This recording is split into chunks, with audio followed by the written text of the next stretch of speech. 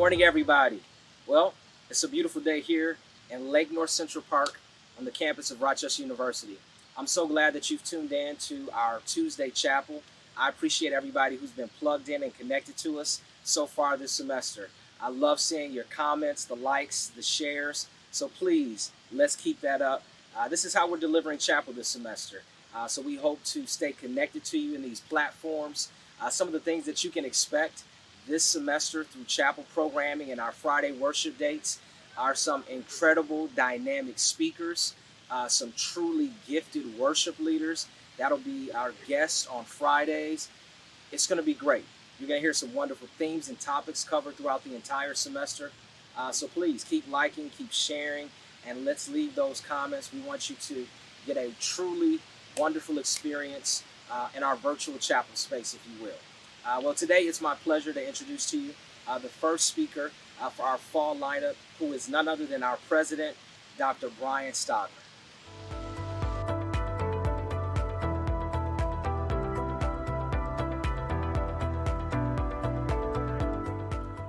Good morning, Rochester University. It's a great privilege for me to have the opportunity to speak to you today. I'll confess that in addition to this being a great privilege, it's also a little bit of an adjustment. I'm far more accustomed to standing up in front of an actual group of human beings and being able to look them in the eye as I talk to them. And I have to say that I prefer that to looking into a camera. But I'm grateful for the technology that allows us to continue to communicate with each other, to continue to get messages out in all sorts of forms and using all sorts of media. And it's a real blessing to be able to have the opportunity to still talk with you, even though it's tougher for us to get together face to face. We are a little bit more than a week into the beginning of our academic year, and it has already been a remarkable and interesting time. This is going to be one of the most memorable years that any college student will ever spend. And as you, Rochester University college students, begin this new year, I hope that you've already been able to move into it with a sense of anticipation. And my hope is that the anxiety that you naturally would feel at the beginning of a year has begun to diminish just a little bit as you've become a little bit more accustomed to how things are going to work over the course of this year. And I hope that anxiety and the energy behind that has been able to be transformed into a greater sense of excitement and looking forward to what this new year will bring. While we're talking about the new year and while we're talking about all those changes, I want to take just a minute to tell all of the Rochester University community how impressed and how really amazed I have been at how well you have responded to the challenges of this fall semester already. Way back in March, when the pandemic really began, we put together a task force and folks from all over this campus mobilized to begin to work together and make plans for whatever might be coming our way in the fall.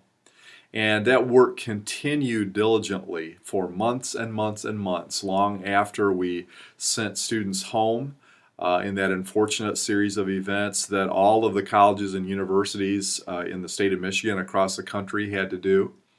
And as we worked and as we thought and as we planned and as we prepared and as we invested for this coming year, we did all of that with a couple of things in mind. One was that we knew that we had to be meticulous and careful with our planning, that we had to pay close attention to the science and take our guidance from the best science and the best information that was available. But the second thing that we knew was that no matter how well we planned, no matter how meticulously we put our ideas together, and no matter how great a strategy we had, that it would fail if we didn't have the full engagement and full cooperation of our students. And I want to tell you today that, again, a little bit more than a week into the semester, the Rochester University students have stepped up and have done a remarkable job. I want to commend you for your engagement with this community, for your cooperation with what I know have sometimes been some challenging and inconvenient things that we've asked of you. I've just been stunned with how this community has pulled together. I had already seen months of examples of how our faculty and staff would pull together, but as students arrived on campus, I've just been beyond impressed with how the students have conducted themselves. So I want to tell you thank you. And I want to tell you that you've made a huge impression on me. You've made a huge impression on other people in this community as well, because the administration here has already gotten input and feedback from people who've worked with you, talking about what an amazing job our students have done. So thank you for that. So you've already risen to a challenge, and you've already stepped up in some ways that you might not have expected that you'd have to do before. Certainly I didn't expect that any of us would have to stand up and rise to some of the challenges that we have already this academic year. And as we think about that, I want to think about the importance of what it means to rise to a challenge and what the kinds of challenges that are facing us this year might be, and how we're going to understand a lot more about our own character, about our own strength, about our own resolve, and about our own ability to rise up to challenges. And as I'm thinking about that, I'm thinking about an amazing story that Jesus told in Scripture. I want to read to you the story that Jesus told. It's found in Luke chapter 10. Most of us know it as the parable of the Good Samaritan. But try to tune in, even if it's a familiar story to you, and listen with a fresh set of ears to what Jesus is talking about here. And then I want to take just a couple of minutes and talk to you about why I think this is such an important story for us today.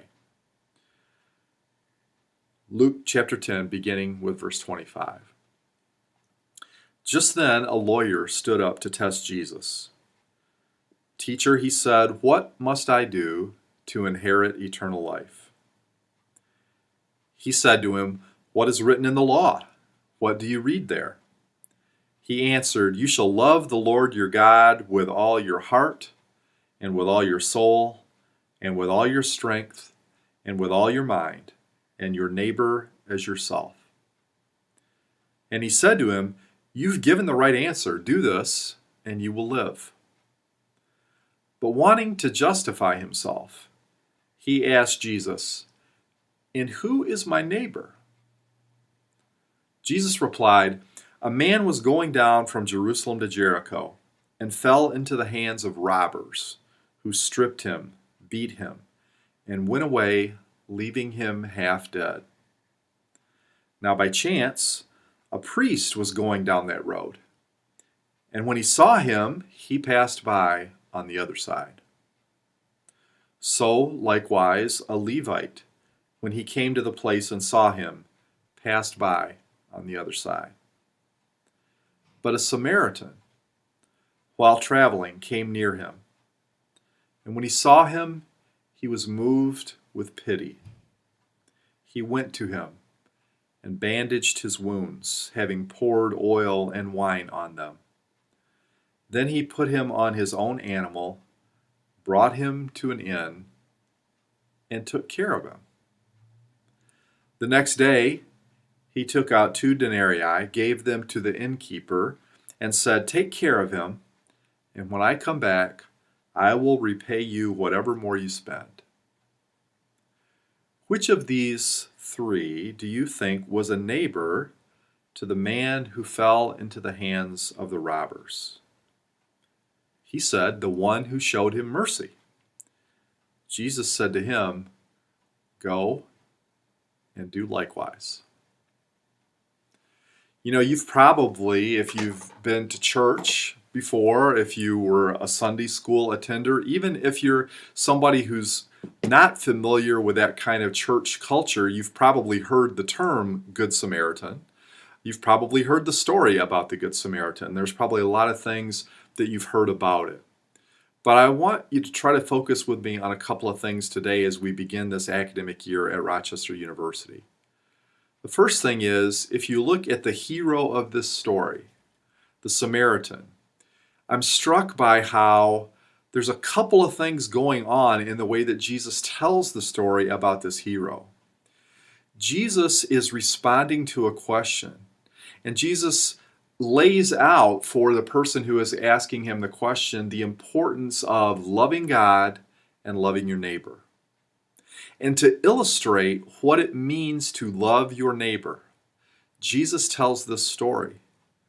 And I'm struck by how, as Jesus is telling us what it means to love our neighbor, he is telling a story about a man who acted in a way that protected and assisted in the preservation of the physical health and safety of another person.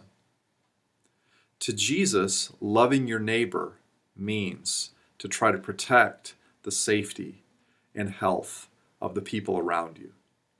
That's a big piece of what this story is telling us.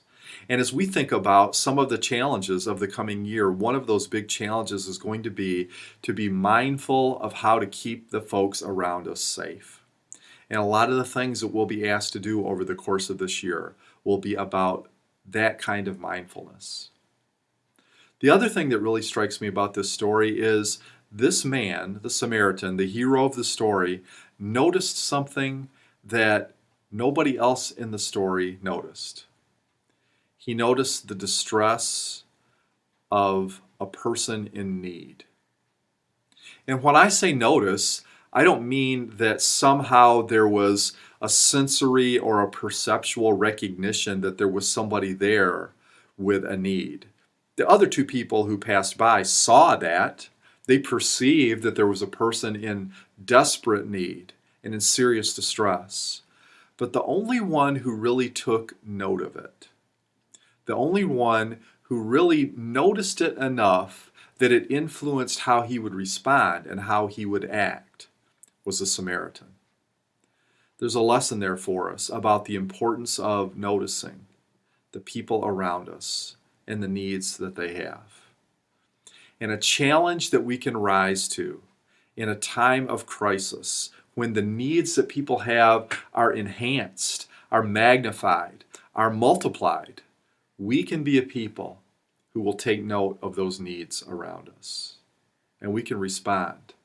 We can respond with the resources that we have. They may be really limited. We may be on our way to something that is causing us stress ourselves. We may be in the middle of a journey that is being interrupted by the needs of the other people around us. And in the face of that, Jesus calls us to love our neighbor. Crisis reveals character. And as we deal with all kinds of stresses and all kinds of difficulties and all kinds of challenges this year, one of the things that's really exciting about the year to come is we're going to have some opportunities to love our neighbor, maybe in ways that we never have before.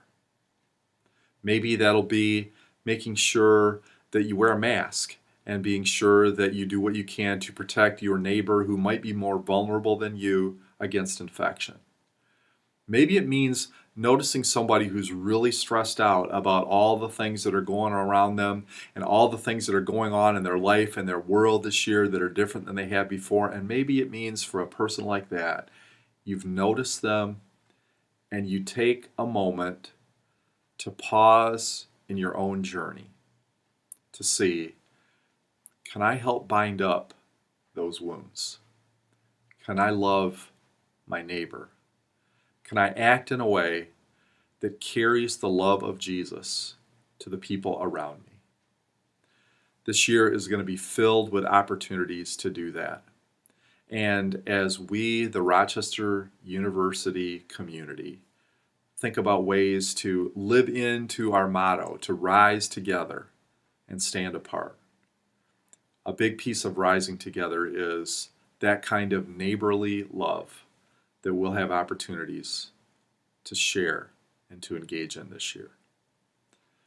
I'm excited about all the things that we're going to be talking about in chapels over the course of this year. I'm excited about having other opportunities to come and talk to you. And I'm excited to see the way you rise up over the course of this year to meet some of those challenges. May God bless you and keep you as together we do that.